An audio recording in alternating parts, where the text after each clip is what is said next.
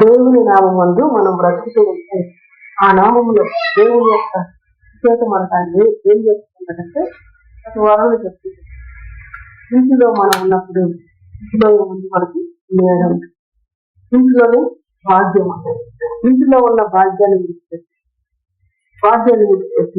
ఎక్కడో సంపాదించాలి, ఎక్కడో భాగ్యాన్ని సంపాదించాలి, ఏదో రీతిగా బ్రతకాలని ఆశించి ఇంటిని విడిచిన పరిస్థితులు ఇక్కడ మనం చూసుకోవాలి.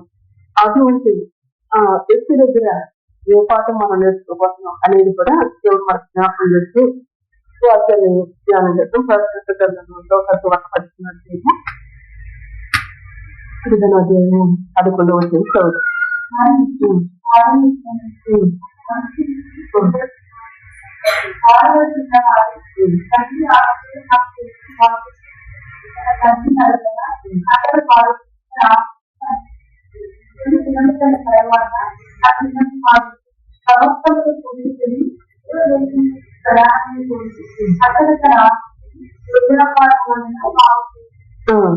అదంతయు ఖర్చు చేసిన తర్వాత ఆ దేశం గొప్ప కరువు రాగా వాడు ఇబ్బంది పడతాడు. వెళ్ళి ఆ దేశంలో చెంత చేయను. అతడు పందులను మేపుటకు తన పొలంలోనికి వారిని పంపను. దేవుడు తన యొక్క మంచితనాన్ని మనకు తెలియజేస్తూ తన యొక్క జ్ఞానాన్ని మనకు అందిస్తూ మనం ఏ మేడలో బ్రతకాలి, ఏ ఇంటిలో మనం బ్రతకాలి, ఏ మేడలో బ్రతికితే మనకు క్షేమము, ఏ ఇంటిలో బ్రతికితే మనకు క్షేమమో దేవుడు జ్ఞాపకం చేయడానికి ఇక్కడ ఈ సంగతిని రాసి దేవుని యొక్క ఇంటిలో, తండ్రి యొక్క ఇంటిలో మనం బ్రతికినప్పుడు మన జీవితానికి క్షేమం అనేది ఉన్నది. ఆ ఇంటిని విడిచిపెట్టి వెళ్తే అక్కడ ఏముందంటే ఉన్నదాన్ని పోగొట్టుకునే పరిస్థితి. ఎందుకు ఈ మాట జ్ఞాపకం చేస్తూ ఉంటాడంటే ఇక్కడ ఇంట్లోనే ఉంటాడు. ఒక వ్యక్తికి 2 కుమారులు. ఆ 2 కుమారుల్లో చిన్నవాడు తండ్రిని ఆస్తిలో నాకు వచ్చే భాగమని తన తండ్రిని అడగగా అతడు వారికి తన ఆస్తిని పంచిపెట్టను. ఏం చేస్తూ వచ్చాడు, తను ఏడవటానికి ఏర్పాటు చేసుకున్నాడు అన్నమాట. నాకు వచ్చే భాగం నాకు ఇవ్వు అని అడుగుతూ ఉన్నాడు. ప్రేమామయుడిని వేసే ప్రేమ విశ్వాసంతో మనల్ని బ్రతికించడానికి, దేవుని కృపను అనుభవిస్తూ మనం బ్రతకాలి అని మనం జ్ఞాపకం చెప్తున్నాడు. దేవుని యొక్క సన్నిధి ఎటువంటిదో గత దినాన్ని మనం చెప్తూ వచ్చాడు. దేవుని సన్నిధి ఏం కలుగు చేస్తుంది? క్షేమాన్ని కలుగు చేస్తుంది. అదే సమయంలో దేవుని తట్టు మనం తిరిగితే మనకు క్షేమం కలుగుతుంది. ఇంకా చెప్తూ వచ్చాడు, దేవుని ఆత్మ మనం విని గైకొంటే అప్పుడు మనకు క్షేమము నది వల్లే ప్రవహిస్తున్నది జ్ఞాపకం చేస్తే. ఇప్పుడు క్షేమం కావాలి అంటే మనం ఎక్కడ నివాసం చేయాలంటున్నాడు? తండ్రి ఇంటిలో. ఆ తండ్రి ఇంటిని విడిచిపెట్టి వెళ్ళిన ఈ కుమారుడు ఏమైపోతే తండ్రి ఇంటిలో ఉండకోకుండా తండ్రి మరి ఆస్తిని సంపాదించి ఈ భాగ్యాన్ని అనుభవించండి అని బిడ్డలతో కలిసి మళ్ళీ తిరుగుతూ ఉన్నప్పుడు ఈ కుమారుడు ఏమంటాడంటే ఆస్తిని నాకు ఇచ్చే, నేను దాన్ని నాకు పనిచేస్తే, అది నాకు ఇచ్చేస్తే నేను బాగా బ్రతుకుతాను అనుకున్నాడు. ఇక్కడ ఎందుకు ఈ మాటలు జ్ఞాపకం చేసుకున్నాడంటే దేవుని సన్నిధిలో మనం ఏ విధంగా ఉండాలి అంటే ఏకత్వము కలిగి ఉండాలి.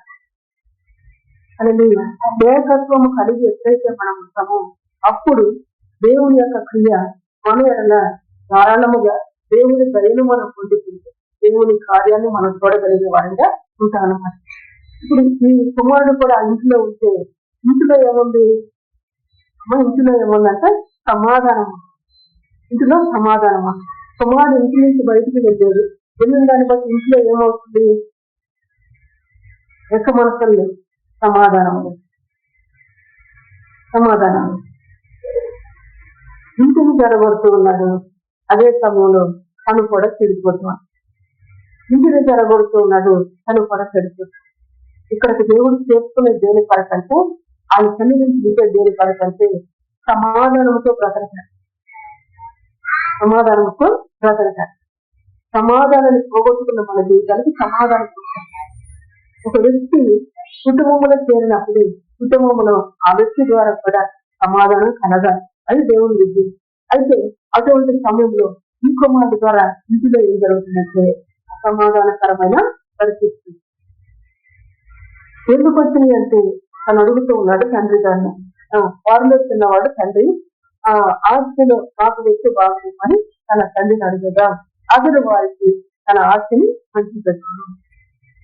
నాకు వచ్చే భాగం నాకు ఇచ్చేయమని అడుగుతూ ఈరోజు మన జీవితాన్ని కూడా జ్ఞాపకం చేసుకొని చెప్తూ ఉన్నాడు. నీకు వచ్చే భాగం నీకు ఇచ్చేసి, ఇంకొకరికి వచ్చే భాగం ఇంకోటి ఇచ్చేసి, ఇంకొకరికి వచ్చే భాగం ఇంకోటి ఇచ్చేసి, ఈ విధంగా పిల్లలకు పనిచేసిన తర్వాత తండ్రి ఇంటిలో ఉండవలసిన బాధ్యాన్ని, తండ్రి ఇంటిలో ఉండవలసిన సమాధానాన్ని, తండ్రి ఇంటిలో ఉండవలసిన క్షేమాన్ని ఇప్పుడు ఏం చేస్తూ ఉన్నారు? ఇష్టమని చేస్తూ కలిసి ఉండవలసిన దాన్ని విడగొట్టేస్తారు, కలిసి ఉండవలసిన దాన్ని విడదీసేస్తున్నారు. కనుక అటువంటి స్థితి దేవుని సన్నిధిలో, దేవుని సంఘములో, దేవుని యొక్క మందిరములో, దేవుని యొక్క మందిర ఆవరణములో ఏ రీతిగా మనం ఉండాలో దేవుడు జ్ఞాపకం చేస్తాం. ఏ విధంగా ఆ నీటిలో మనం ఉండాలో జ్ఞాపకం చేస్తాం. ఆ నీటిలో కలిసి ఉంటే లోకం చెప్తుంది, కలిసి ఉంటే కలదు సుఖమంటున్నారు. అయితే కలిసి ఉన్నప్పుడు మనం దేవుని నామ మహిమార్థంగా బ్రతుకుతాము. బ్రతికేవారు కానీ బ్రతికించడానికి దేవుడు మనల్ని కడుతూ ఉంటారు, మనం నిర్మిస్తాం.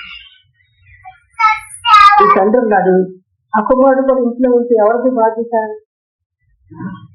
బాధ్యత? తండ్రిదే బాధ్యత. ఈ కుమారుడు చూసుకోవటం, ఆ కుమారుడు. కానీ ఇప్పుడు ఈ కుమారుడు ఏం చేస్తున్నది? నా బాధ్యత నాదే, నా భార్య నాదే, నాది రాసేయాలి. దేవుని ఇంటిలో మేడ, దేవుని ఇంటిలో బాధ్యం. ఈ మేడలో మనం బ్రతకాలి, ఈ బాధ్యంలో మనం బ్రతకాలి అంటే మళ్ళా చెప్తున్నారు దేవుని ప్రేమతో, దేవుని యొక్క సమాధానంతో, దేవుడు అనుగ్రహించే ఐక్యతతో, దేవుని నామ మహిమార్థంగా సంఘ క్షేమాభివృద్ధి కలగాలి, సంఘానికి క్షేమాభివృద్ధి కలగాలి. ఈ క్షేమాభివృద్ధి కలగకపోతే నేనంటాను, నేను నా ఇంట్లో ఉంటాను, నాది రాసిచ్చి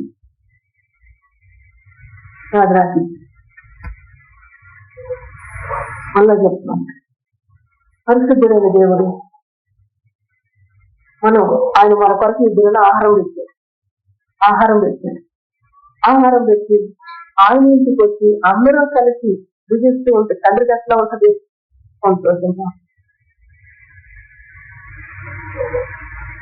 పిల్లలు ఏంటంటే తండ్రి తినకుండా తండ్రికి కడుపు తిరిగిపోయిన ప్రాణం అని ఇక్కడ గమనించవలసిన సంగతిని ఆత్మీయంగా వాళ్ళని బలపరచడానికి చెప్తూ ఉన్నారు. మనము దేవుని సన్నిధిలో సహవాసంగా కూడుకున్న మన జీవితంలో దేవుడు నేర్పించే మాటను బట్టి ఏక మనసు కలిగి, దేవుని యొక్క ఏక తాత్పర్యాన్ని కలిగి, ఏక మార్గంలో మనం నడిచే వారిగా మనం ఉన్నప్పుడు సంఘానికి క్షేమాభివృద్ధి కలుగుతున్నాం. అక్కడ సుఖము. ఆ రీతిగా మనం ఉండక, అందుకే ప్రార్థించింది ఏంటంటే దేవుని సన్నిధిలో ఉండక నిత్య సుఖమా దొరకని రాసించిన. నిత్య సుఖం అంటే మనమేమనుకుంటాం సర్వసాధారణంగా నేను అక్కడికి వెళ్తే నాకు సుఖం వచ్చింది, నేను తీసుకు వెళ్ళిపోతాను. నేను అక్కడికి వస్తే నాకు సుఖం వచ్చింది, నేను తీసుకు వెళ్ళిపోతాను. అందుకే వివరంగా దేవుడు మనకు రాస్తుంది. కలిసి దేవుని మహిమార్థంగా మనము కూడుకున్నప్పుడు దేవుడు ఎన్నో విషయాలు మనకు తెలియపరచగలిగిన దేవుడు. మనము సుఖంగా బ్రతికేటట్టుగా ఆయన మనకు సహాయం చేసే దేవుడిగా ఉన్నాడు. కనుక దేవుని ఇంటిని తెచ్చి పెట్టడానికి ఇక్కడ ఈ ఉపమానాన్ని రాపిస్తూ వచ్చాడు, ఈ యొక్క సంగతులు రాపిస్తూ వచ్చాడు. చూస్తే రాయబడి మాట ఏంటంటే 9 దినములైన తర్వాత ఆస్తున్నవాడు సముద్రమును తీసుకొని దూర దేశములకు ప్రయాణం అయిపోయి అక్కడి తన ఆస్తిని ఈ వ్యాపారం వలన మారు చేస్తుంది. కొన్ని దినాలు అయిపోయిన తర్వాత ఆస్తున్న కుమారుడు ఆస్తిని పంచి పెట్టాడు కదా తండ్రి గారు. ఈ ఆస్తిని తీసుకున్నాడంటే సంవత్సరాలు తీసుకున్నాడంట. తర్వాత దూర దేశం వెళ్ళిపోయి తన ఆస్తిని గురి వ్యాపారం వల్ల పాడు చేస్తే ఎక్కడని రాయబడుతూ ఈరోజు దేవుడు చెప్పే సంగతి చాలా విలువ. తన ఆస్తిని గురి వ్యాపారం చేత పాడు చేస్తున్నాడు. దేవుని ఇంటిలో దేవుడు అనుగ్రహించే భాగ్యము, దేవుడు అనుగ్రహించే ఆస్తి ఏంటది? దేవునికి మహిమ కలుగుతుంది. ఇక్కడ నుంచి బయటకు వెళ్తే అక్కడికి వెళ్ళి ఏం చేస్తూ ఉన్నాడంటే పాడు చేస్తూ మళ్ళా చెప్తున్నాడు. విశ్వాసంతో మనం బ్రతుకు, క్షేమంతో మనం బ్రతుకు, ఆయన్ని సంతోషపడుతూ మనం బ్రతకాలి అంటే సంఘముగా, సమాజముగా దేవుని యొక్క సన్నిధానమును మనమందరము దేవుని యొక్క ఏక తాత్పర్యం కలిసి దేవుడు నడిపించే ఏక మార్గమును నడిపే వారిగా మనం ఉంటాం. ఆ రీతిగా ఉండక ఇప్పుడు దేవుడు అనుగ్రహించే ఈ ఆస్తి దేవుని యొక్క లేఖనాలు, దేవుని యొక్క సత్యము మనకు గొప్ప భాగ్యం, గొప్ప ఆస్తి. దీనిని తీసుకుని వెళ్ళిపోయాడంట, బయట తీసుకుని వెళ్ళిపోయిన తర్వాత అంతకాలం గడిచింది. దాని కాస్త ఏం చేస్తూ వచ్చిందంట, తిరిగి వ్యాపారం చేస్తూ పాడు చేస్తూ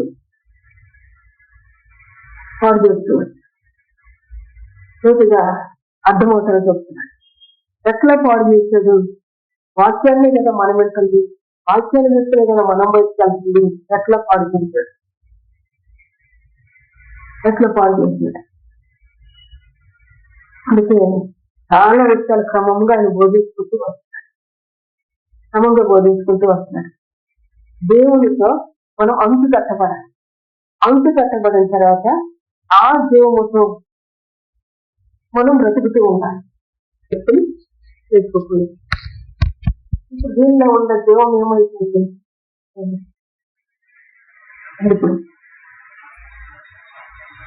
అంటే ఇంటికి ఎందుకు రావాలో, వచ్చి ఏం పొందాలో, పొందిన దాంతో మనం ఎట్లా బ్రతకాలో చెప్తూ ఈ మాటలు మనకు జ్ఞాపకం చేసుకుంటాం. విశ్వాసంతో మనం ఇంటి ఉన్నాం.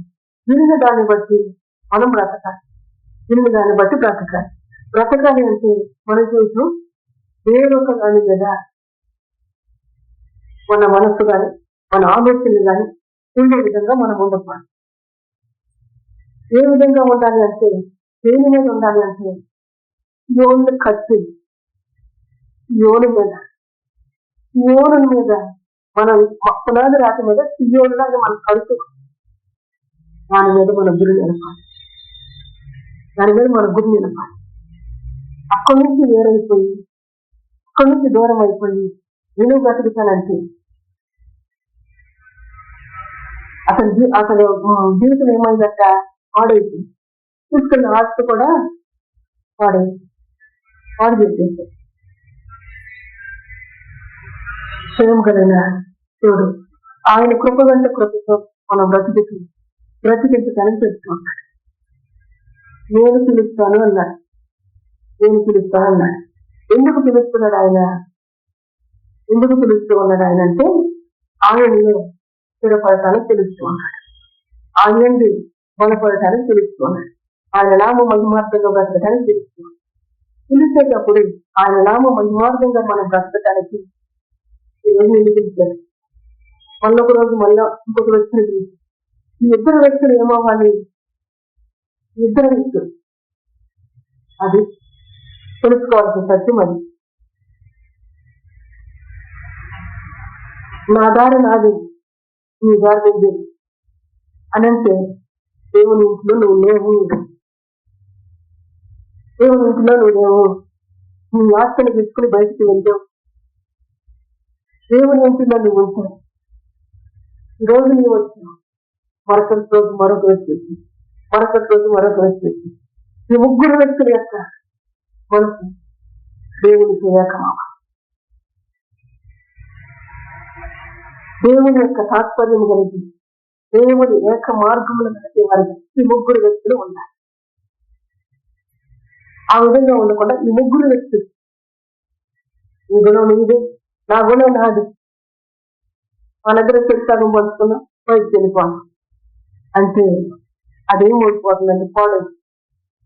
పాడైపోతుంది. అందుకే ఇక్కడ చెప్తూ వచ్చింది, మనం తెలివి తెచ్చుకుని ప్రయత్నం చేస్తుంది. తెలివి కలిగి దేవుని మాట తెలివి కలిగి మన బ్రతుకుతుంది. తెలివి లేని వారికి తెలివి వచ్చే రీతిగా మనము ప్రవర్తించే వారినే ఉండాలి. అందుకే రాయబడుతూ వచ్చిన వాక్యములు సద్వాక్యం ఉంది, సత్ప్రవర్తనతో దేవుని యందు మనం స్థిరపడాలి. సద్వాక్యము ద్వారా సత్ప్రవర్తనతో దేవుని యందు మనం స్థిరపడాలి. అలా చెప్తున్నాం. ఏ రోజు ఉపవాస ప్రార్థన అంటే ఒకరోజు పులస్తారు, ఇంకో రోజు మరొకళ్ళు వస్తారు, ఇంకో రోజు మరొకళ్ళు వస్తారు, ఇంకొక రోజు ఇంకొక లక్ష్యం, ఇంకో రోజు ఇంకొక లక్ష్యం. ఈ ఉపవాస ప్రార్థన అని చెప్పినది ఏంటి? ఒకరోజు ఒకరి నుంచి ఏం చెప్తూ ఉంటాడు ఆయన? ఏం చెప్తూ ఉంటాడు? చూసాం గతకాలం ఏం జరుగుతూ వచ్చింది. ఈరోజు నిన్ను బాగు చేశాడు, నిన్ను బలపరిచాడు, మళ్ళీ ఇంకొక రోజు వచ్చేసింది. ఆ వ్యక్తిని బాగు చేయాలి, బలపరచాలి. మళ్ళీ ఎక్కడికి వెళ్తున్నావు? మళ్ళీ మొదలెట్టుకుంటున్నాడు.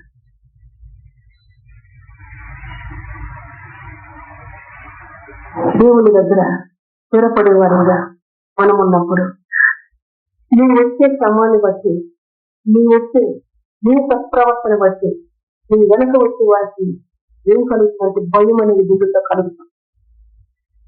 భయం కలుగుతాం. భయము లేకోకుండా దేవుని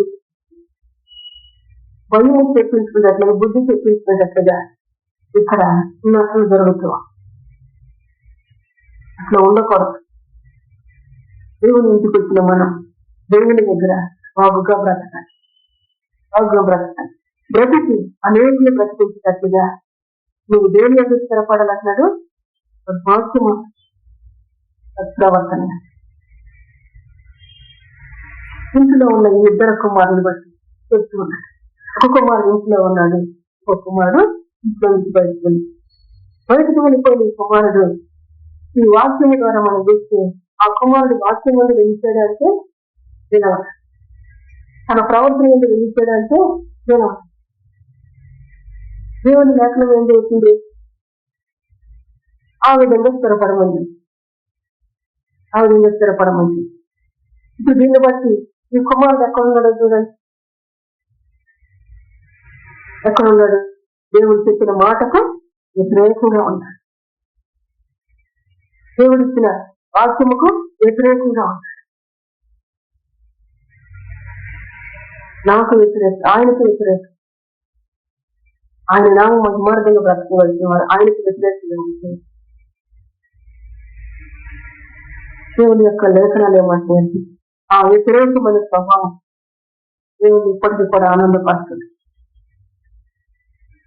ఆ వ్యతిరేకమైన స్వభావం ఏం చూపిస్తుందంటే కేవలం ఆ వ్యక్తి యొక్క అజ్ఞానాన్ని చూపిస్తుంది. ప్రజలు జరిగింది అజ్ఞానం చూపిస్తుంది. అంటే ఇంట్లో ఉంటే ఎట్లా ఉండేవాడు? సుఖంగా ఉన్నాడు. ఇప్పుడు నాకు వచ్చేదేదో నాకు ఇచ్చే అని చెప్పేసి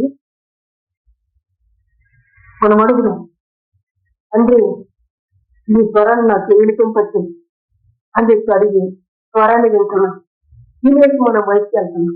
వెళ్ళిన తర్వాత స్వరం నాకు వినపడుతుంది అని చెప్పేసి మనం యొక్క దుర్వ్యాపారాన్ని మొదలుపెట్టి ఏం చేస్తూ ఉంటామంటే ఇక బాగుపడలేని పరిస్థితి. అందుకే ఇక్కడ రాసేసింది దేవుడు మనకు నేతైన సత్యాన్ని తెలియజేయాలి. ఆ సత్యము మనకు తెలిసినప్పుడు ఎక్కడున్నామో మనము బాగా అర్థమవుతుంది. సత్యము మనకు అర్థం కాలేదు, మనం బాగానే ఉన్నామనుకో. ఇప్పుడు ఈ కుమారుడు ఇంట్లో నుంచి బయటకు వెళ్ళటం ద్వారా కరుణ ఉన్న అజ్ఞానం కనపడదు, కరుణ ఉన్న అవివేకం కనపడదు, కరుణ ఉన్న వ్యక్తి ప్రవర్తన కనపడదు. అన్ని ఇంట్లో ఎన్ని కనపడేదే కాదు. తండ్రి ఇంటిలో ఉన్నట్టుగా నీవు దేవుని యొక్క సన్నిధానంలో దేవుడు బోధిస్తున్న మాటకు విధేయత చూపిస్తూ ఆ వాక్యాన్ని అనుసరిస్తూ ఆ వాక్యాన్ని కలుపుకుంటూ నేను నీవు మరొకళ్ళు అదే వాక్యాన్ని వెళ్ళిపోతూ ప్రత్యేకాన్ని సంఘానికి శ్రేయస్కరమైన బ్రతుకు, సంఘముగా రూపుదిద్దుకుంటున్న బ్రతుకు, ఆ రూపాన్ని ఎవరు కోరుకుంటూ ఉన్నారు. కానీ వ్యక్తి ఏం చేస్తున్నాడు? నా భాగం నాకు దర్శనాలు ఇచ్చేయ్యా, నాకు కళలు ఇచ్చేయ్యా, నాకు ఇంకోటి ఇచ్చేయ్యా అని చెప్పేసి తండ్రి ఇంట్లో మనం అడిగిన తర్వాత అధ్యక్షుల్ని నాకు ఈ విధంగా చూపించు, ఆ విధంగా చూపించు అని చెప్పి దుర్వ్యాపారం చేసేవారుగా మనం ఉండకు. దుర్వ్యాపారం చేసిన వ్యక్తి యొక్క ఏ గుణాలు బయటపడతాయి? చెడ్డ గుణాలు బయటపడతాయి. ఆ దేవుని ఇంటిలోకి వచ్చిన మనిషికి ఏ గుణాలు ఉండాలంటే దేవుని యొక్క సుగుణాలు. ఆయన ఇంటిలో నుండి బయటికి వెళ్ళిన ఆ వ్యక్తి నుండి ఏ గుణములు వస్తున్నాయి? ఈ చెడ్డ గుణములు చేత బ్రతికే వ్యక్తి, ఆ చెడ్డ ఆలోచన చేత బ్రతికే వ్యక్తి అందరికి ఏ విధంగా కనపడుతున్నాడంటే వాడొక అవివేకిరా, వాడొక అజ్ఞానిరా. ఇప్పుడు అంటారా? ఇంకా ఇంట్లో నుంచి వెళ్ళిపోయి కుమారుడు అంటే ఇంట్లో ఉంటే అంత బాగుంది. మనం చెప్పుకున్నాడు ప్రేమ కలిగిన దేవుడు, నమ్మదగిన దేవుడు. ఆయన ఆ నమ్మదగిన దేవుడు ఒక వ్యక్తిని గుణపరచడానికి, ఆ నమ్మదగిన దేవుడు ఒక వ్యక్తిని బాగు చేయడానికి, ఆ నమ్మదగిన దేవుడు ఆ వ్యక్తి ద్వారా దేవుడికి మహిమ కలగటానికి ఇక్కడ ఈ స్టోరీ రాపిస్తూ రాసించిన దేవుని నామ మహిమార్థంగా మనం బ్రతకాలు చేస్తాం. ఏ విధంగా వాక్యానికి మనం విలువనిస్తాం. వాక్యం ఏమయ్యున్నదంటే తండ్రి రాయబడుతూ వచ్చింది లేఖన చక్కగా. దేవుని సువార్త 1వ అధ్యాయము 1వ వచనం. అది ఒకసారి ఆది అంటే వాక్యం ఉండను, వాక్యము దేవుని యొద్ద ఉండను, వాక్యము దేవుడై ఉండను.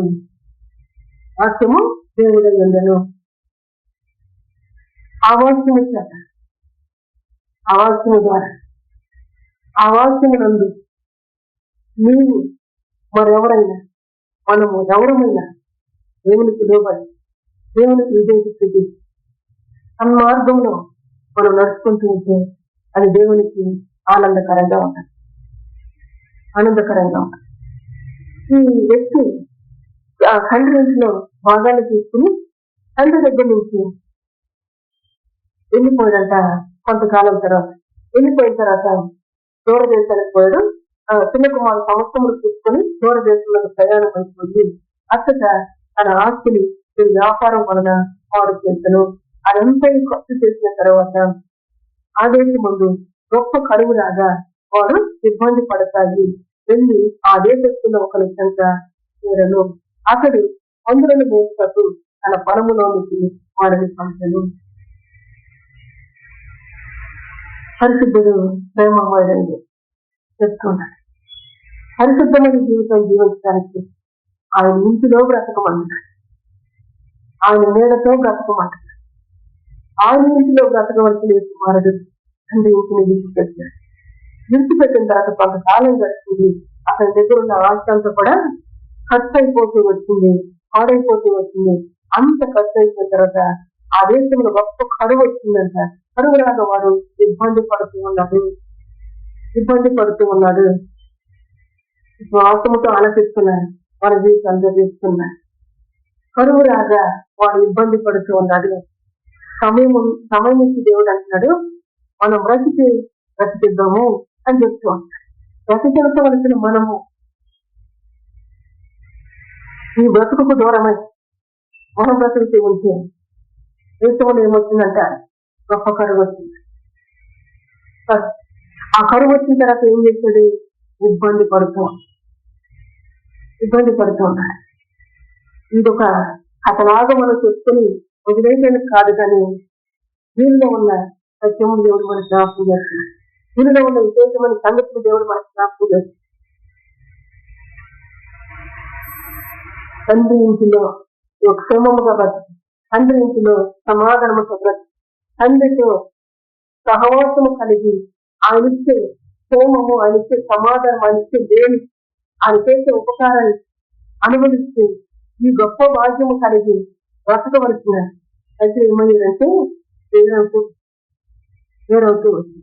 ఏదైనా ప్రజలు బట్టి ప్రేమస్తారు, కొంత దూరం వెళ్ళిపోయారు, ప్రయాణం చేశారు, దాన్ని ఖర్చు చేసుకున్నారు.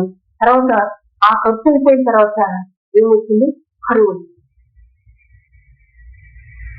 ఉన్నది అయిపోయింది, అంటే ఇచ్చి పంపాడు, ఉన్నది అయిపోయింది. అయిపోయిన తర్వాత కరువు. ఈరోజు దేవుని యొక్క లేఖనాలు జ్ఞాపకం చేస్తూ కూడా బుద్ధి కలిగిన కన్యకలు, బుద్ధి లేని కన్యకలు బయలుదేరి వెళ్ళారు. 10 మంది ఒకరు పోతూ ఇద్దరు నూనెని తీసుకువెళ్ళారు. ఇంకొకరు అట్లా ఏర్పాట్లు లేకుండా వెళ్ళారు. అయిపోయారు. ఎప్పుడు వచ్చాడు పెళ్లి కుమారుడు? వీళ్ళకి ఇద్దరిలో నూనె అయిపోతాడు. వీళ్ళకి దొరకని సమయం, పక్క వాళ్ళు అడిగిన ఇచ్చే సమయం లేదు. అటువంటి సమయంలో ఇచ్చినారు. ఈరోజు చెప్తున్నారు కదా, జాగ్రత్త పడు. తండ్రి ఇంటిలో ఏముందో చెప్తున్నారు. తండ్రి ఇంటిలో ఏ భాగ్యం ఉందో చెప్తున్నారు. తండ్రి ఇంటిలో ఉన్న భాగ్యం ద్వారా బ్రతుకుకి ఏమో ఉందా? సమయం అయిపోయింది. ఆ సమయం అయిపోయిన తర్వాత వాళ్ళ దగ్గర ఉన్న నూనె అయిపోయిన తర్వాత ఇంటికి వాడు త్వరగా. ఇక్కడ ఏం జరిగింది? తీసుకున్న ఆశగార్త అయిపోయింది. కరువు వచ్చింది. మళ్ళా చెప్తాను, ఈ ఉపమానం చెప్పిన మన జీవితాన్ని మార్చడానికి అని ఏమంటారంటే, మన జీవితం ఈ రెండింటి మధ్య మనం ఎక్కడున్నామో, ఏ స్థితిలో ఉన్నామో జ్ఞాపకం చేసుకోవాల్సిన వారిగా ఉన్నాం. ఏ స్థితిలో ఉన్నాం జ్ఞాపకం చేసుకోవాల్సిన వారు. మంచి దేవుడిగా ఆయన అంటూ ఉన్నారు, ఈ కుమారుడు ఆశించినప్పుడు అడుగు వస్తే ఆశతో బ్రతికి ఆశగా ఆశ అయిపోయింది. లోకం మీదకి శ్రమ రాబోతుంది. లోకం మీదకి కరువు రాబోతుంది, బంధువులు రాబోతుంది అని దేవుడు ముందుగానే రాసిపెట్టిన తర్వాత మనం ఏం చేసే వారంగా ఉండాలి? శ్రమ రాకముందే జాగ్రత్త పడే వారంగా ఉండాలి. ఆ జాగ్రత్త ఈరోజు మనకు చేస్తూ ఉన్నాడు దేవుడు. జాగ్రత్త చేస్తూ ఉన్నాడు. జాగ్రత్త చేస్తున్న దేవుడి దగ్గర జాగ్రత్తగా మనం బ్రతకాలి. ఈ జ్ఞానమేమి లేకోకుండా అవివేకిగా ఇంట్లో నీకు వెళ్ళి అజ్ఞానిగా వెళ్ళిపోయి మూర్ఖించి వెళ్ళిపోయి ఆ మూర్ఖపు స్వభావం తనను ఏం చేస్తూ వచ్చిందంటే, ఇక్కడ ఒక వ్యక్తి దగ్గర పెట్టి ఆ వ్యక్తి ఎక్కడ పెట్టడానికి తీసుకెళ్ళి పందుల దగ్గర పెట్టారు. పొలంలో పందుల దగ్గర పెట్టేశారు. ఎందుకు రాపించాడు? పరిశుద్ధ గ్రంథం కదా. పరిశుద్ధ గ్రంథం ఈ మాటలు ఎందుకు రాపించాడు దేవుడు? విలువైన సత్యాన్ని మనం మెరగటాలి. ముందు గట్టి రానే వస్తుంది అని పరిశుద్ధ గ్రంథంలో రాయబడుతుంది. ఆ ముందు గట్టిలో మనము ధన్యులమవ్వాలి. ముందు గట్టిలో దేవుని క్షేమాన్ని మనం చూడాలి, దేవుని మేలుని మనం చూడాలి. ముందు గట్టి ఏమవుతుందో ఎరక్కోకుండా, ముందు గట్టి ఈ విధంగా వస్తుందని ఎరగకోకుండా ఈ కుమారుడు తండ్రి మీద తిరుగుబాటు, తండ్రితో మూర్ఖత్వం, తండ్రితో గొడవపడి వెళ్ళిపోయిన వ్యక్తి ఎక్కడ బ్రతకాల్సి వచ్చింది? ఇస్తే అతను ఇబ్బంది పడతాగి వెళ్ళి ఆ దేశస్తుల్లో ఒక నిజంట చేరను. అతడు అందులోని దేశ తన పొలములోనికి వాళ్ళు ఖర్చుని ఉదయదర్శనం దగ్గరికి వెళ్ళాడంట. ఆవిడ అయిపోయింది. అయిపోయినప్పుడన్నా తండ్రి వెళ్దాం అనుకున్నాడంటే లేదు, తన దగ్గరికి వెళ్ళాడంట. ఆ వ్యక్తి తీసుకెళ్ళి అక్కడ పెట్టాడు. ఆ వ్యక్తి ఎవరు? వేరొక వ్యక్తి.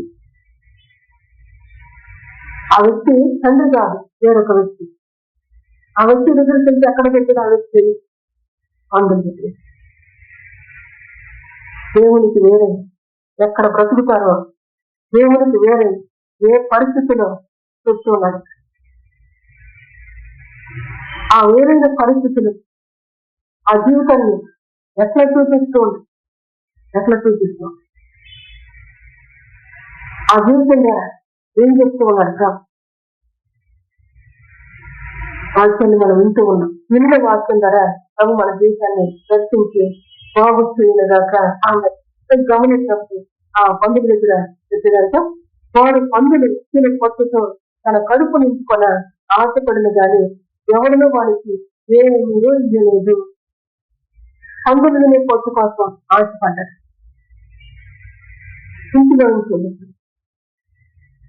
ఇంటిలో ఉన్న భాగ్యంతో బ్రతకవలసిన వ్యక్తి ఏం ఆశపడ్డాడు?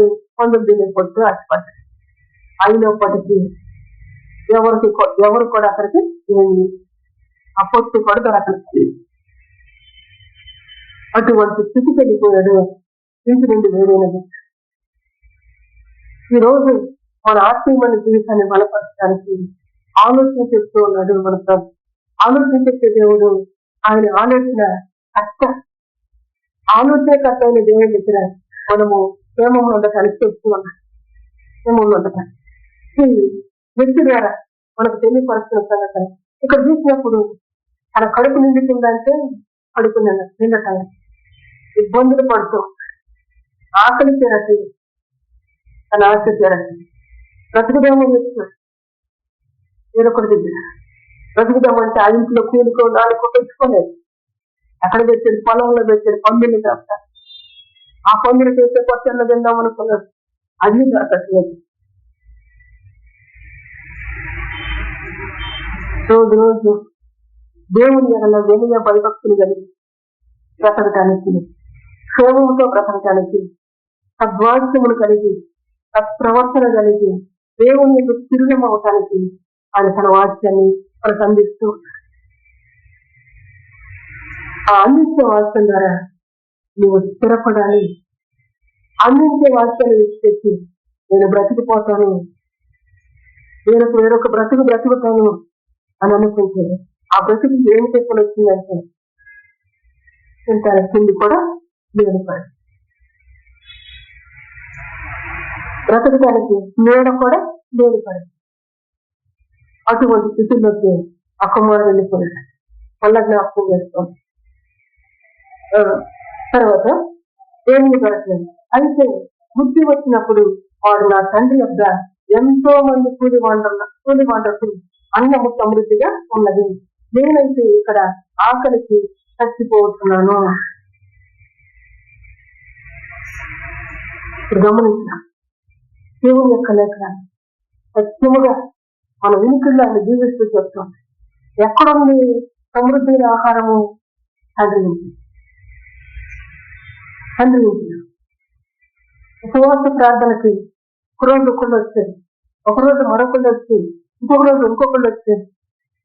ఈ అందరిని కూడా దారిలో పెట్టడానికి, ఈ అందరి హృదయాలు కూడా గద్దించి చక్క చేయడానికి సమయం సరిపోదు.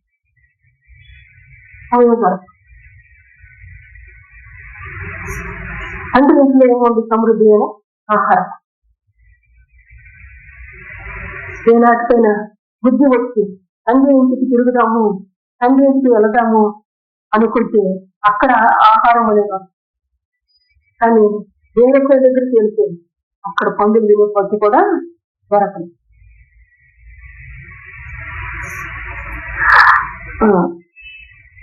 ఆకలితో చచ్చిపోతూ ఉన్నాను, అక్కడ నాకు సమృద్ధి అయిన ఆహారం ఉంది, నేను ఇక్కడ ఆకలితో చచ్చిపోతూ ఉన్నాను అంటున్నాడు. తర్వాత నేను లేచి నా తండ్రి వద్దకు వెళ్ళి, తండ్రి నేను పరలోకమునకు విరోధముగాను నీ ఎదుటను పాపము చేసుకుని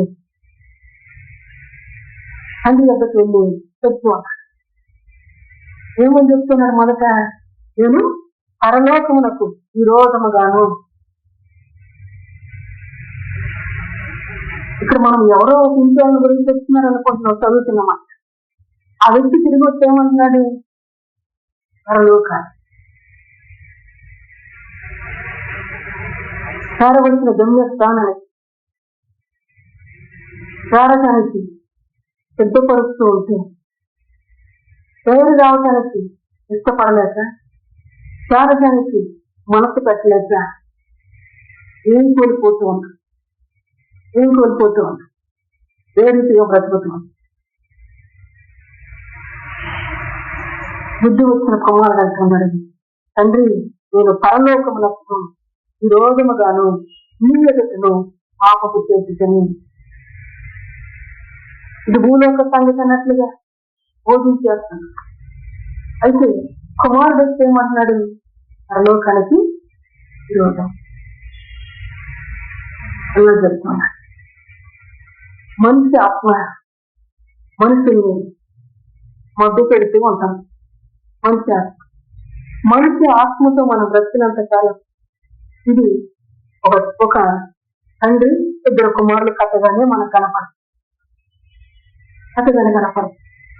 తండ్రి దగ్గరకు వచ్చినప్పుడు తండ్రి తన ఆత్మ ద్వారా మనల్ని బలపరుస్తూ, తన ఆత్మ ద్వారా మన మెరగని సత్యాన్ని మనకు తెలియపరుస్తూ, ఆ ఆత్మ ద్వారా మనలో ఉన్న వస్తు తొలగిపోవాలని ఈ మాటలో జ్ఞాపకం చేస్తూ శ్రమను అందాలని జ్ఞాపకం చేస్తూ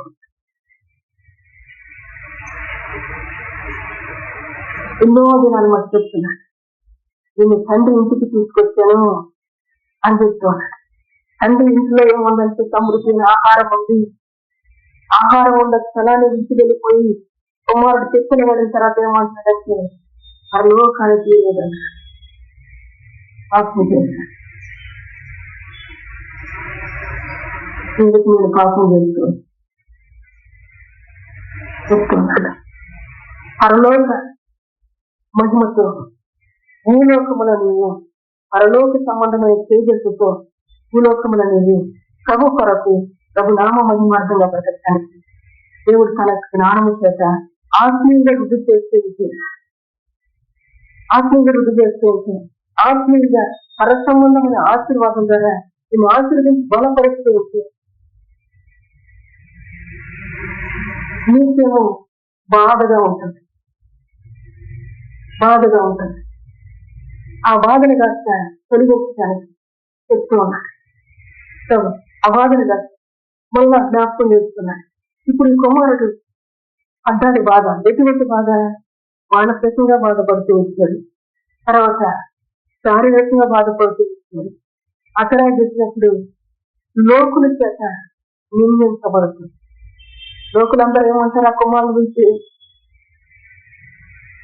నీ తండ్రి ఇంట్లో సమృద్ధమైన ఆహారం ఉంటే నీకు మనసు మడించి నీ కళ్ళు నెత్తిన తెచ్చి అంటారా? అంటారు. ఇల్లు పెట్టి వచ్చి చెప్పడబడుతున్నా లోకులకి. ఈరోజు దేవుని కృప నమ్ముకున్న వారికి ఆవరించిన కృపగా ఆయన మనల్ని బలపరుస్తూ దిద్దుతూ ఉన్నాడు. అప్పుడు వారందరూ నిందిస్తూ ఉంటే, అప్పుడు వారందరూ హేళన చేస్తూ ఉంటే ఈ కుమారుడికి అప్పుడు ఏమొచ్చిందంట? బుద్ధి వచ్చి అనుకుంటున్నాడు, నా తండ్రి ఇంటిని విడిచిపెట్టి వచ్చిన అక్కడ సమృద్ధి ఆహారం ఉంది, ఇక్కడే నేను ఆకలితో చచ్చిపోతూ ఉన్నాను అనుకుంటూ ఉన్నాడు. ఇది ఎవరి జీవితంలో జరిగింది? మౌనంగా చెప్తూ ఉన్నాడు. ఆయన ఇట్లా ఉంటే పరిస్థితులు అని చెప్తున్నాడు. ఈ విధంగా ఉంటే పరిస్థితులు అని చెప్తున్నాడు. ఆ ఆహారం ఉన్న స్థలాన్ని విడిచి వెళితే, ఆ తండ్రి నుంచి విడిచి వెళితే పరిస్థితులు ఈ విధంగా ఉంటాయని చెప్తున్నాడు. అందుకొరకు మన జీవితం దేవుణ్ణి ఎదిగి వెంటాడేదిగా దేవుని యందు నిరీక్షణ కలిగి నమ్మకత్వం కలిగి దేవుని నీడలో మనం బ్రతకాలని, తండ్రి ఇంట్లో మనం బ్రతకాలని మనం ఆశపడుతూ ఉంటే ఆ ఆశను ఆయన తీర్చగలిగిన దేవుని యొక్క లేఖనాలు అంటూ ఆశపడిన ప్రాణాన్ని ఆయన తృప్తిపరుస్తున్నాడు. ఆశని గెలిస్తే ఆయన మేలు చేస్తాడు.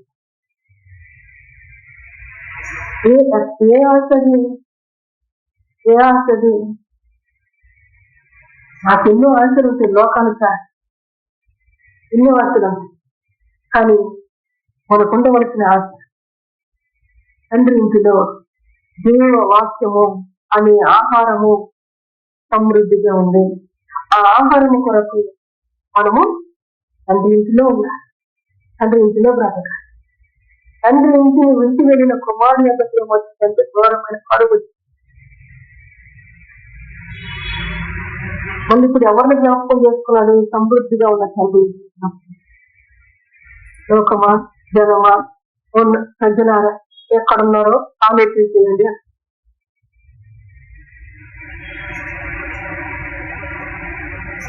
నిరుపేద స్థితిలో, ఆత్మీయత ఎరగని స్థితిలో మనం బ్రతుకుంటే, నిరుపేద స్థితి అంటే తింటానికి ఉంటానికి నేను ఉండాలి అట్లా వెళ్ళద్దు. ఆత్మీయ స్థితి మనం ఎరగని జీవితంలో మనం ఉంటే అటువంటి నిరుపేద స్థితి నుంచి ఆత్మీయ సౌందర్యాన్ని, ఆత్మీయ భాగ్యాన్ని, ఆత్మీయ గుణ లక్షణాలను మనకు అనుగ్రహిస్తే తండ్రి ఇంటిలో ఉన్న క్షేమాన్ని ఇస్తూ ఇంతటి గొప్ప కారణాలను జరిపిస్తూ ఉంటాయి. మనకేమో ఒకటొక గుణం, కణానికి ఒక బుద్ధి. ఇట్లా ఉంటే ఈ గుణం గుణపడేది ఎప్పుడు? ఈ గుణం గుణపడేది ఎప్పుడు? ఈ బుద్ధి మారేది ఎప్పుడు? అందుకే బుద్ధిపూర్వకమైన స్వస్థత కలగాలి అంటున్నాడు. గుణం గుణపరచబడాలి అని. గుణం గుణపరచబడి దేవునికి మహిమకరంగా బ్రతక, బుద్ధిపూర్వకమైన స్వస్థత కలిగి దేవునికి మహిమకరంగా బ్రతక. ఆ స్వస్థత ఎక్కడ కలుగుతూ ఉంది? దేవుని యొక్క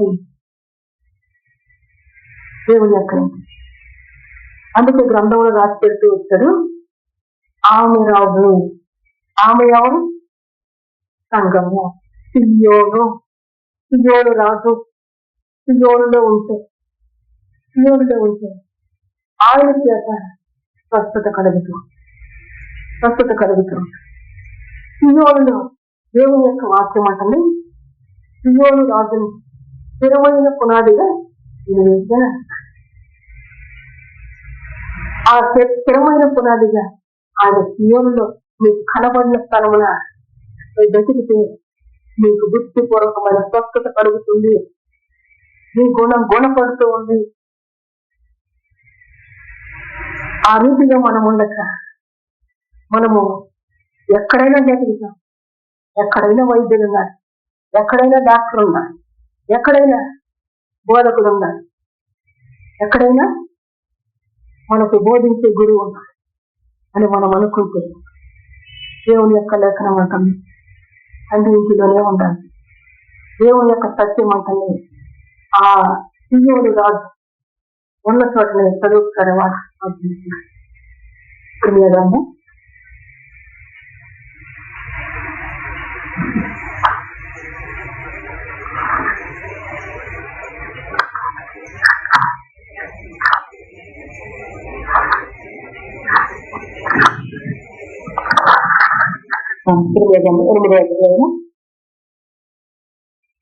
ఎనిమిది అధ్యాయము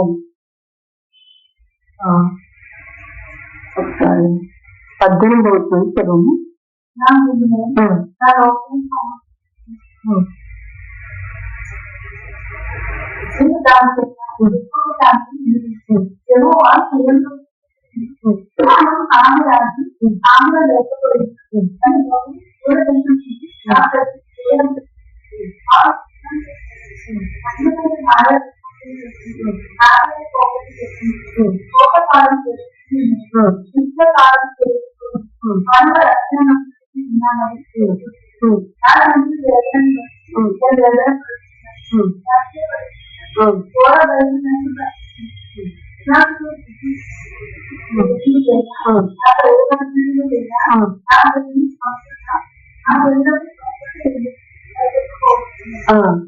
గమనించినప్పుడు వాక్యంలో రాయబడిన మాటలు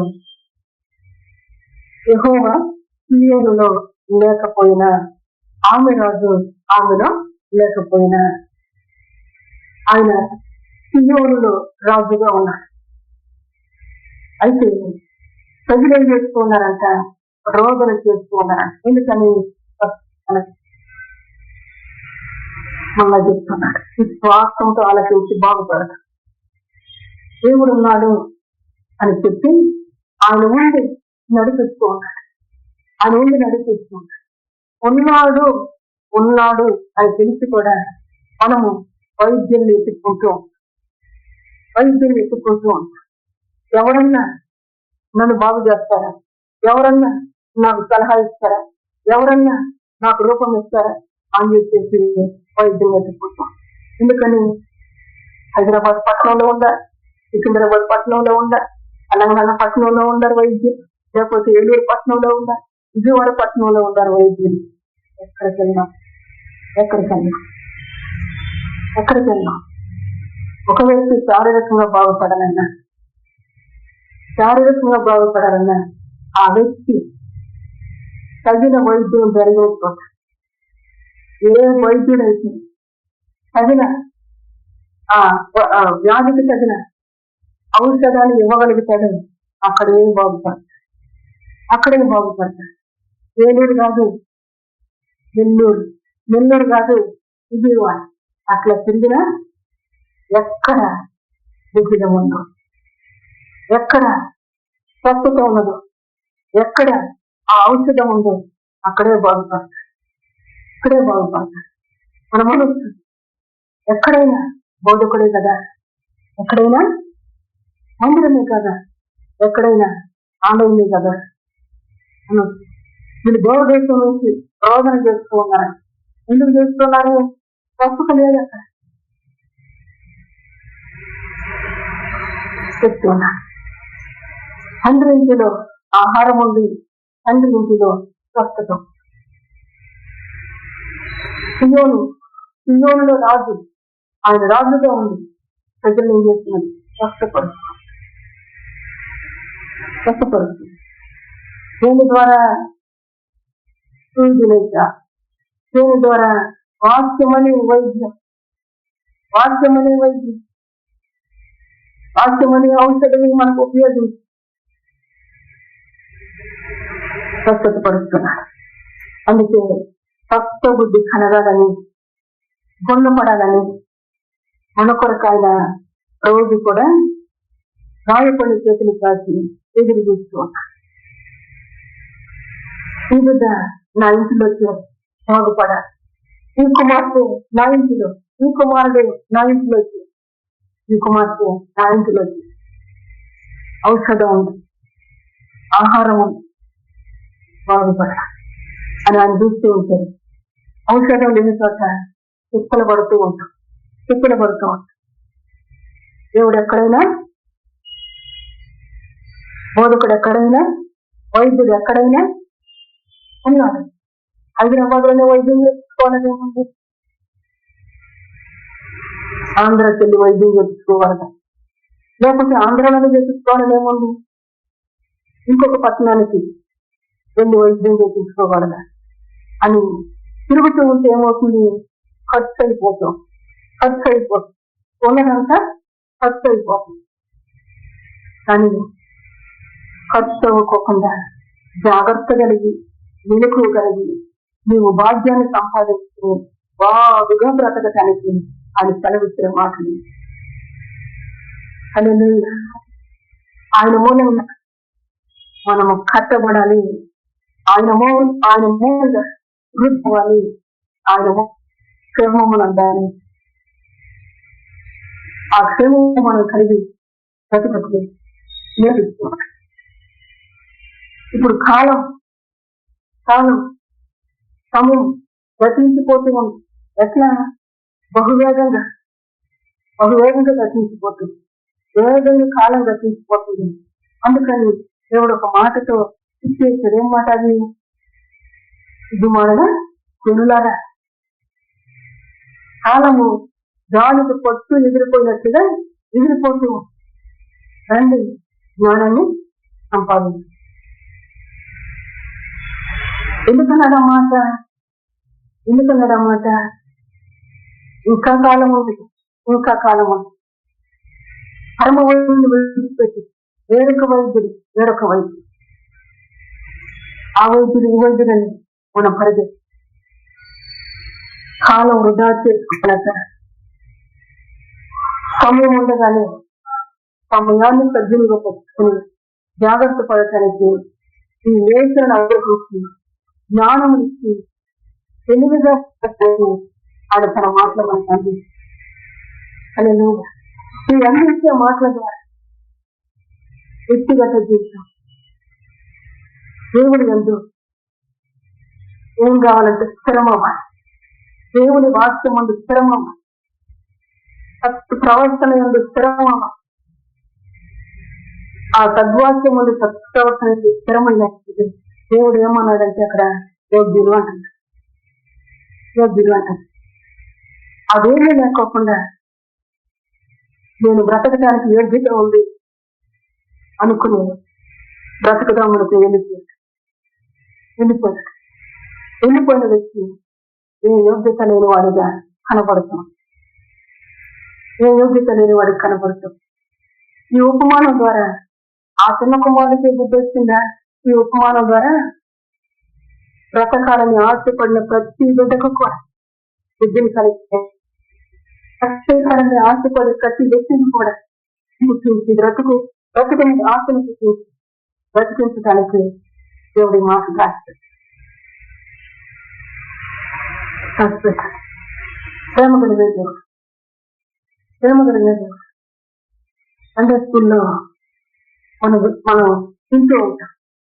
ఏం జరుగుతూ ఉంటుందంటే పిల్లలకి కథ చెప్పేస్తారు. అనగనగా ఒక తండ్రి గారు ఉన్నారంట. ఆ తండ్రి గారికి 2 కుమారులు ఉన్నారంట. 2 కుమారుల్లో చిన్న కుమారుడు తండ్రి మీద గొడవపడి ఆ ఆస్తిని నాకు ఇచ్చేయమన్నాడు. ఆస్తిని ఇచ్చి వెళ్ళిపోయాడు. ఈ విషయాలను ఎందుకు చెప్తున్నా? అక్కడ వైద్యుడు ఉన్నాడు. అక్కడ నాకు అందించే వాక్యం ఉంది అని నువ్వు అక్కడ పరిగెత్తిన పడది. నీకేం చెప్తూ ఉన్నారు? అప్పుడెప్పుడు తండ్రి గారు ఉన్నారంట. ఆ తండ్రి గారికి 2 కుమారులు ఉన్నారంట.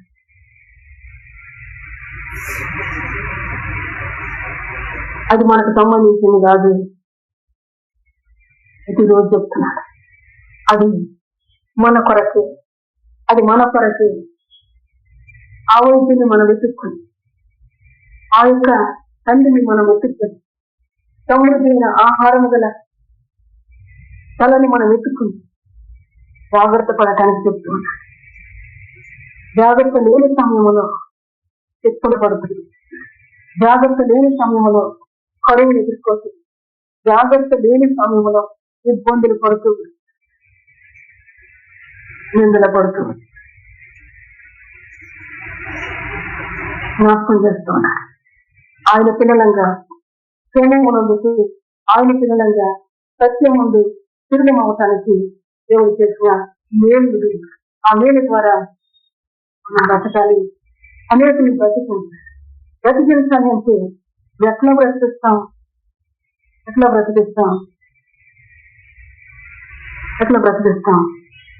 చెప్పండి. సత్క్రియలు చేసి వాక్యానికి అనుగుణంగా మనము మనసపడ్డు. వాక్యం చెప్పిన దాన్ని బట్టి మనము తిరుగైన దాన్ని బట్టి బ్రతికించగలుగుతాం. అంతేగాని దేవుని వాక్యానికి విరుద్ధంగా, దేవుని వాక్యానికి అననుకూలంగా బ్రతికించు. నీవు గుణపడు, నీవు స్థిరపడు. నువ్వు అదే భాగ్యంతో నువ్వు బ్రతి ఆ భాగ్యం దగ్గరికి నేను ఎన్ని రోజులు చెప్తున్నాడు మాట దేవుడు మనకు మనలో ఉన్న నిర్లక్ష్యం ఏం చేస్తూ ఉంది? కాలాన్ని వృధా చేస్తుంది. కాలాన్ని వృధా చేస్తుంది. ఈ కాలాన్ని వృధా చేసిన తర్వాత దేవుడు ఏమంటాడు?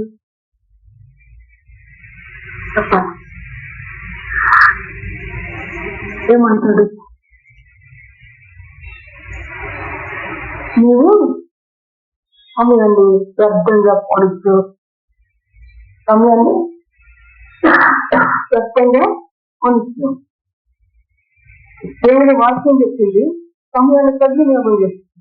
వ్యర్థంగా పోనియద్దు, సద్వినియోగం వ్యర్థంగా పోని వ్యర్థంగా పోనిస్తున్న దాన్ని బట్టి నువ్వేమవుతూ ఉన్నావంటే వ్యర్థులమైపో.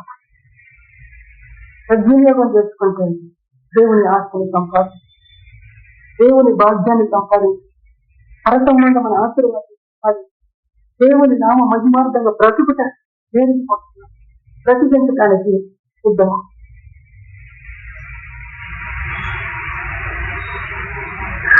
ఎట్లయితే కుమారుడు తిరిగి వచ్చాడు కదా ఇంటికి అని మనం ఒక ముందుగా అనుకోవచ్చు. ఎత్తుపోయిన కుమారుడు తప్పిపోయినట్టే ఉండేదా, తిరిగి వచ్చాడు కదా, ఈ కుమారుల గురించి ఇంకా స్టోరీ ఏంటి అని మనం అనుకోవచ్చు. రవి చెప్పిన మాట మన హృదయాన్ని కదిలించడానికి, మన హృదయాన్ని జాగ్రత్త చేయడానికి, మన హృదయాన్ని దేవుని కదిలించడానికి, దేవుని కదిలించడానికి. దేవుని తట్టు మనం తిరిగితే ఆయన మన తట్టు తిరుగుతాడు. ఈ కుమారుడు ఇప్పుడు ఎవరి తట్టు తిరిగాడు? తండ్రి తట్టు తిరిగినప్పుడు తండ్రిని చేస్తూ వచ్చాడు కుమారుడు తట్టు. అందుకే ఇక్కడ గమనించినప్పుడు ఈ కుమారుడు తట్టు తిరిగాడు, తండ్రి ఏ విధంగా పరిగెత్తుకుంటాడు కుమారుడు. నీ క్షేమం ఎంతో, నీ యొక్క దేవునితో నీవు కలిగి ఉంటే ఆ సహవాసంలో ఉన్న ధన్యతలతో ఇక్కడ మనకు అర్థమవుతుంది. ఆ మనసును మళ్ళించుకుంటే, ఆ మనసును తిప్పుకుంటే ఆయన పరిగెత్తుకొస్తున్నాడు. ఆ తండ్రి కుమారుడు పరిగెత్తుకున్నాడు. జాగ్రత్త. దేవుని మాటలు విన్న మనం అనాలోచనగా ఉండక, అవివేకులంగా ఉండక, దేవుని యొక్క జ్ఞానంతో క్షేమముగా వర్ధిల్తూ ఈ వర్ధిల్లింపు చేస్తున్న దేవునికి మహిమకరంగా బ్రతుకుదుముగాక. ఆమేన్. హల్లెలూయా. ఈ రోజున ఈ మాటల ద్వారా ఆయన అందించిన సత్యాన్ని మన వినికిడిలో ప్రభు జీవించి ఆ వినికిడిని జాగ్రత్త చేశాడు. చేసిన దాన్ని బట్టి మనము ఇక మీదట విద్యులను కాకుందముగాక, విద్యులను కాకుందముగాక. ఎందుకంటే మరి విద్య కలిగిన కన్యకులు నూనె ఉంచుకుంటారు. నూనెల గురించి చెప్తూ ఉన్నాడు. నూనె దేవునికి సాదృశ్యంగా ఉందంటే దేవుని యొక్క ఆత్మకు సాదృశ్యంగా. ఆ ఆత్మ ద్వారా దేవుడు మనం నడిపించిన ఆత్మను నీ సిద్ధిలో నిండా, నడిపించే ఆత్మ నీ సిద్ధిలో నిండా. ఆత్మ నడిపించు లేకుండా ఆ సిద్ధి ఖాళీ వెళ్ళిపోయింది. రేపు మారిపోతానికి సిద్ధంగా ఉంది. అటువంటి సమయంలో నువ్వు ఎక్కడికో పోయి తెచ్చుకుంటానంటే అక్కడ నీకు జరగదు. ఆత్మ నడిపిస్తూ ఉన్నప్పుడు, ఆత్మ సిద్ధపడుతూ ఉన్నప్పుడు సిద్ధపడు. ఆత్మ నిన్ను నడిపించటం, ఆత్మ నిన్ను బలపరచటం, ఆత్మ నిన్ను జ్ఞానాన్ని బోధించటం ముగించబడిన తర్వాత నీవు నాకు కావాలి అని వీధి నమ్మకం పడితే వారికి తెలిసిందా? దొరక అర్ధరాత్రి వల్ల వీధి దొరక. అందుకే రాయబడుతూ గ్రీష్మ కాలము వసంత కాలములని అక్కడ రాస్తూ వచ్చిన మాట చేద్దాం.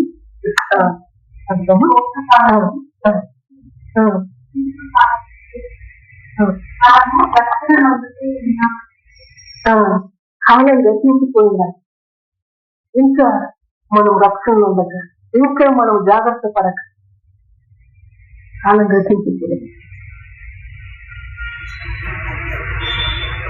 వసంతకాలం, గ్రీష్మకాలం గతించిపోతుంది.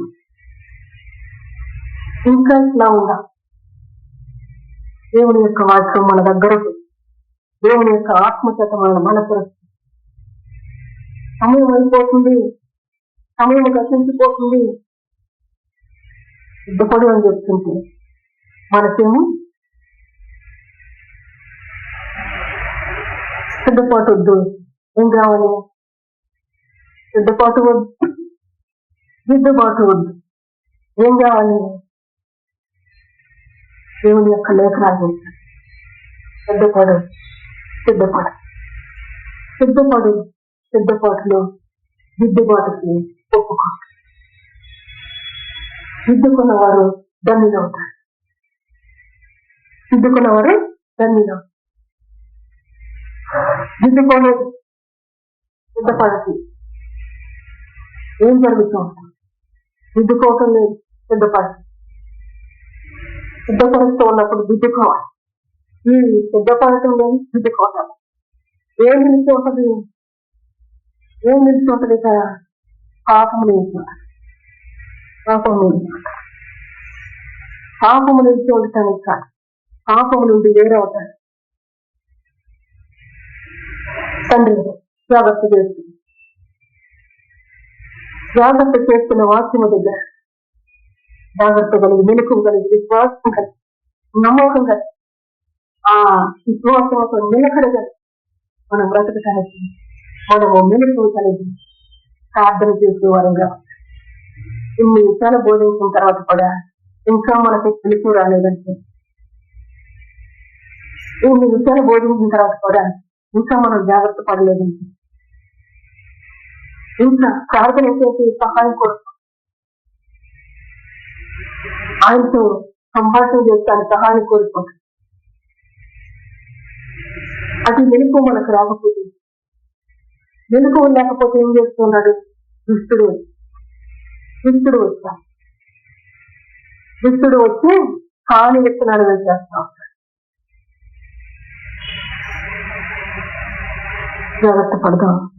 దేవుని చిత్తానుసారంగా అన్నింటిలో ఉన్న సమృద్ధితో పరిశుద్ధాత్ముడు తన ఆత్మ మనం నడిపిస్తూ ఉన్నప్పుడు ఆ ఆత్మ సిద్ధిలో నూనెను నింపుతూ ఉన్నప్పుడు, సిద్ధిలో దేవుని నామ మహిమార్గంగా మనం బ్రతకడానికి కావలసిన వెలుగును నింపుతూ ఉన్నప్పుడు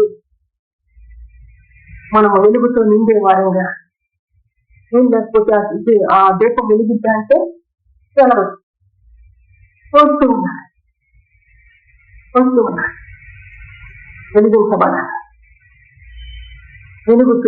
వెలుగునిచ్చే వారంగా మనం ఉండటానికి మన ప్రభు మనల్ని జాగ్రత్త చేస్తూ దేవుని పరిశుద్ధ వాక్యాన్ని మన ఎదుటిలో దిగించి దేవుని మార్గంగా మొదలు